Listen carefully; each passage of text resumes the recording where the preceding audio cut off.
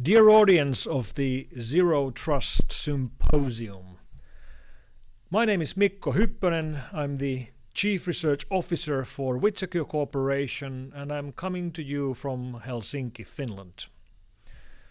I've spent the last 34 years looking at computer crime and cybercrime, especially focusing on Russian organized cybercrime gangs.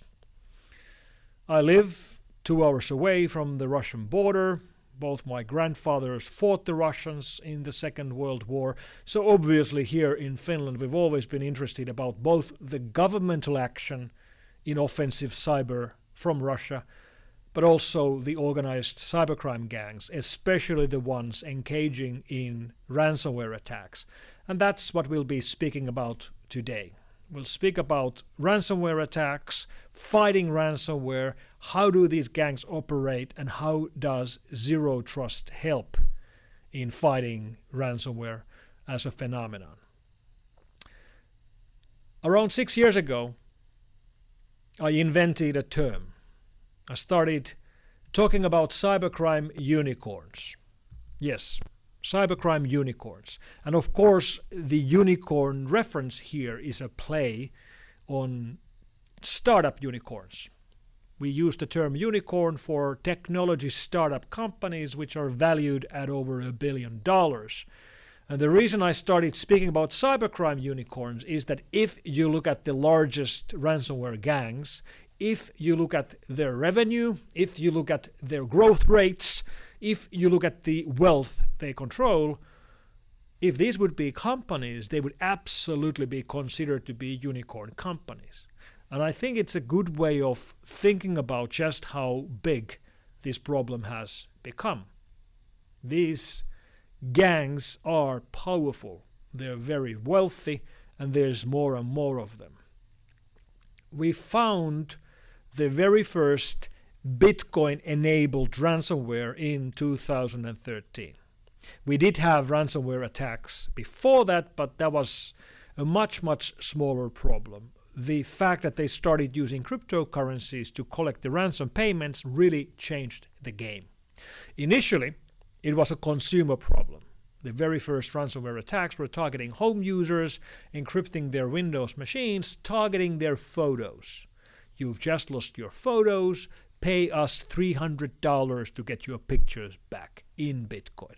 That's what the original problem with ransomware like Crypto Locker and Crypto Wall looked like 12 years ago. For the last 10 years, the main target has been companies.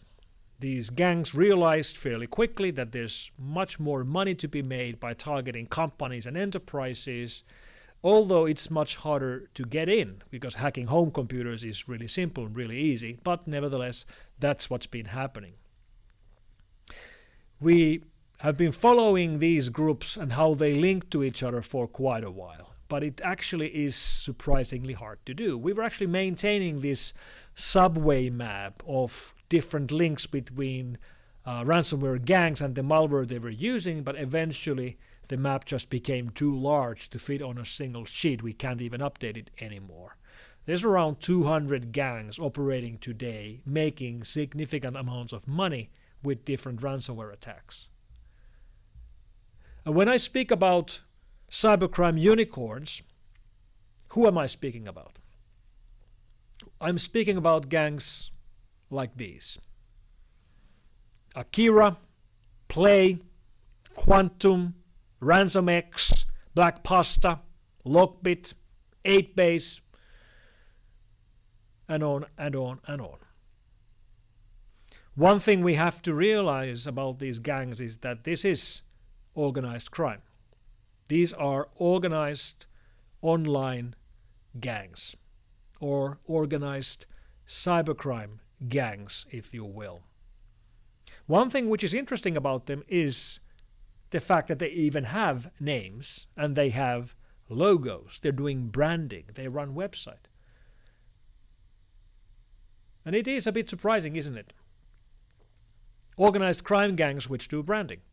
But when you think about it from the real world point of view, this is actually nothing new. real world gangs have been doing branding for quite a while. Some of the best known brands in the world are gangs like Hells Angels or Bandidos, Los Zetas, MS-13, Yakuza or Cosa Nostra. These are gangs which are creating a reputation that they are well established, very serious and scary. And that's exactly what these organized online cybercrime gangs are trying to do. They are trying to build a brand which is well known amongst IT professionals. Established organized crime gangs which have been working for years and years, which are scary, but which also have a reputation that they deliver. And this is crucial. They need a brand where everybody knows that if you've been hit by this ransomware gang, you will not be able to decrypt the files. You will not be able to recover. You have to pay the ransom. But if you pay the ransom, it's going to be okay. These guys, these gangs have been around for years. They have delivered over and over again. And these brands are powerful. They're so powerful, there are even people who take tattoos of organized crime gang logos, who take tattoos of cybercrime gang logos. And you can sort of think about this problem, the branding problem. Imagine that you're coming to the office Monday morning only to realize that, oh my God, we've been hit by ransomware. And then you realize, oh my God, it's Lockbit. Oh my God, it's Play. Oh my God, it's Akira. Because you know these gangs by reputation. You know they've been in your system for maybe weeks. You know they've already stolen all your files. You know that they will leak the files unless you pay. You know they've deleted your shadow copies. You know they've deleted or corrupted your backups. But you also know that if you pay, you will get your files back. Most of ransomware victims will speak to earlier ransomware victims, to companies which were hit by the same gang, to get some insight and assistance. And what they will hear from earlier victims is the story that, yeah, we were hit. They deleted our backups. They were threatening to leak all kinds of internal information. We ended up paying the ransom. And then, we got everything back. They provided us with the decryption tool. Nothing was leaked on the leak sites. They didn't attack us again because they promised that they wouldn't attack again if we paid the ransom. We had a problem with one of our servers which was corrupted. We couldn't recover all the files, but the tech support team of the criminals worked with our tech support team, and then we recovered everything. 5 out of 5 would recommend. That's the kind of reputation these gangs are trying to build. A reputation that, yes, we're criminals, but we're honest criminals. You can do business with us. And by and large, that's the way it really works. Now, pay attention. I'm not saying that victims should pay the ransom. No, I'm not. The more victims pay the ransom, the bigger this problem becomes, quite clearly. But let's just say that I do understand when victims pay the ransom. It isn't an easy position to be in. Interestingly, I was doing a workshop in November 2024 in Melbourne, Australia, where I had around 100 companies in my audience. And I asked the audience about how they've prepared themselves for ransomware scenarios or similar. You're being blackmailed for something. Have you done tabletop exercises? Have you discussed with the leadership team and board members on how they would react? Out of that group of 100 companies, 10 said that they are so ready for this problem that they've already created hot wallets with bitcoins in them, ready to pay the ransom immediately if they hit a problem like this. They've already exchanged money into Bitcoin. They've already tried moving Bitcoin around. They want to pay the ransom, and they want to pay it immediately to minimize the downtime.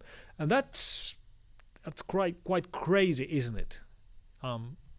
Companies which maybe because they have insurance which covers the ransom payments are not going to even think about it, that they will immediately just pay it.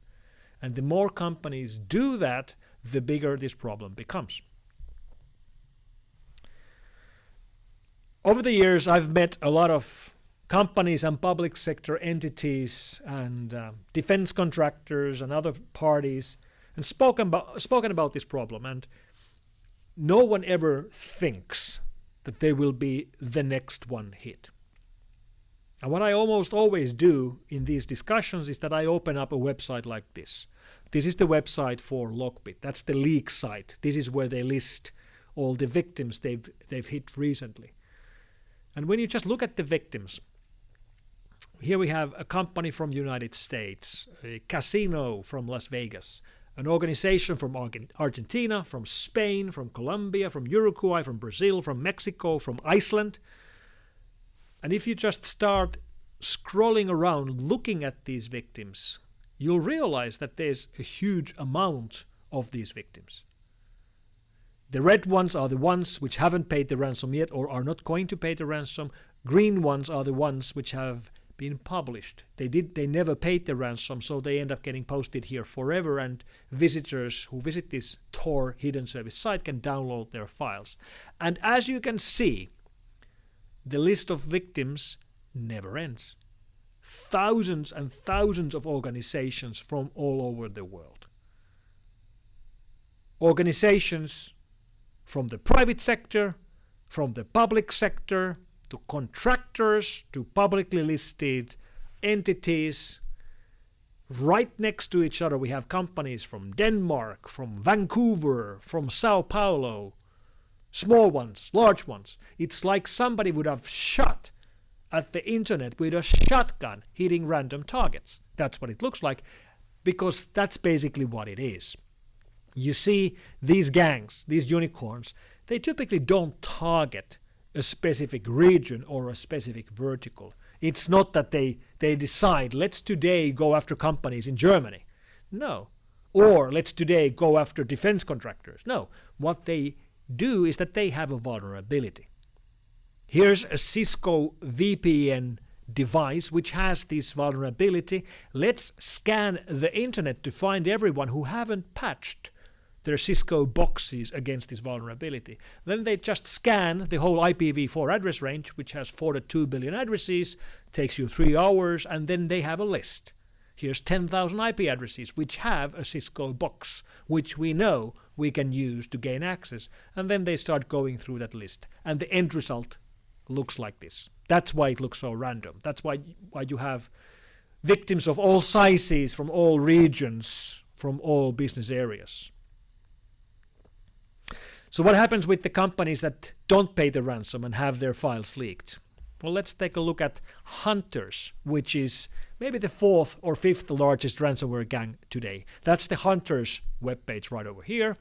Here on the left side you have flags showing where in the world these victim organizations are. On the right side you have the files that have been leaked from the victims which never paid the ransom. And when you look at the leaked files, you have like Excel spreadsheet files, you have passport copies of employees, you have patent applications, you have email exchanges where employees are exchanging private health data information with the corporate healthcare. And these are the kinds of reasons why victims end up paying. So how many pay? Well, we don't exactly know, but we know that, for example, around 25% of Lockbit victims start the negotiations. So they start discussing with the attackers whether, they would be interested in paying or whether they could somehow haggle the price down or something like that. Another good example on how this has become a big business for the attackers is the fact that these gangs operate with the so-called ransomware as a service model. Let me play you a real ad posted by one of these actors.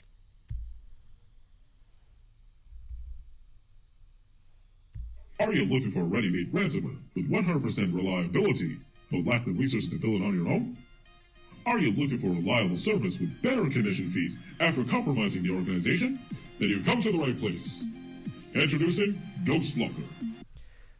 That's what the ads look like in the internet underground.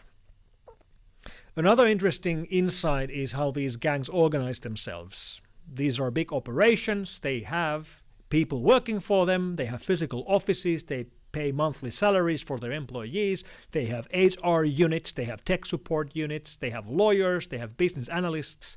And you know they have business analysts if you go and read some of the discussions between the victims and the criminals. And you can have public resource websites where you can actually find these discussions. I'm here taking screenshots from the Ransom Chats viewer, which is a great resource run by Valerie Rees-Markive.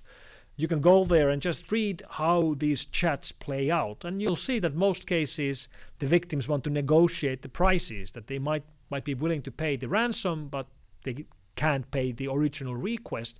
And you'll see that quite often the attackers have started the attack by stealing the bookkeeping files of the victims, so they know exactly how much money the victims can pay. And it's really hard to haggle the price of ransom if the attacker knows exactly how much money you have in the bank. Which gets us into the next question, which is what do these criminals do with their money? Well, of course, the obvious thing happens first. They go and buy Lamborghinis. This here is the Lambo belonging to Maxim Jakubets. On both of his sides, you have his arms generals. The way it works in Russian underground or cyber underground is that the big boss gets the Lambo, the right and left hands get the Audi R8s. And this guy was running the group that was behind some of the largest attacks we've ever seen against critical infrastructure in United States. Terrible timing, quite frankly, for something like this. And it does highlight, as Jim has reported extensively, kind of the weakness in cybersecurity or cyber infrastructure to cyber warfare in this country, no question. Listen, virtually every week, right, you have a reminder of that. What systems, both government and private, are vulnerable, and here is another one. Christine Romans, thanks very much. May 2021, Colonial Pipeline and JBS Foods getting hit. Colonial Pipeline, one of the largest gas and oil pipelines in North America, and JBS Foods, the largest meat producer in the world. Critical infrastructure, both of them. This was bad enough that the very highest levels of decision makers woke up. I talked about the proposition that certain critical infrastructure should be off limits to attack, period, by cyber or any other means. I gave them a list. If I'm not mistaken, I don't have it in front of me, 16 specific entities, 16 defined as critical infrastructure under U.S. policy, from the energy sector to our water systems. Of course, the principle is one thing. It has to be backed up by practice. Responsible countries need to take action against criminals who conduct ransomware activities on their territory. Responsible countries have to take action against criminals who conduct ransomware operations on their territory. And this is when United States State Department started offering monetary rewards for leaders of the largest ransomware gangs. This is Mr. Jakubets, the guy who had the Lambo. And here's the Rewards for Justice program offering $10 million and immunity from prosecution to anybody who leaks information about the leaders of these gangs so they could be arrested.